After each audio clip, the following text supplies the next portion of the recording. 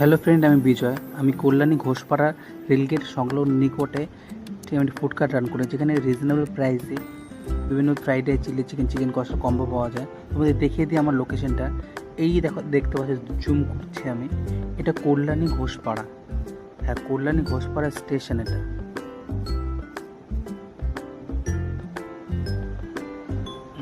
এই যে রয়েছে কল্যাণী ঘোষপাড়া সাইনবোর্ডটা, দেখতে পাচ্ছ। এটা টিকিট কাউন্টার। আমি ভিডিওটা করছি আমার দোকান থেকে। আর দোকানে যেতে না যেতেই আজকে বৃষ্টির মুখে পড়েছিলাম। আর এইদিকে আমি চিকেন কারির জন্য পেঁয়াজ কাটছিলাম, বৃষ্টির মধ্যে ছাতাটা নিয়ে দাঁড়িয়ে।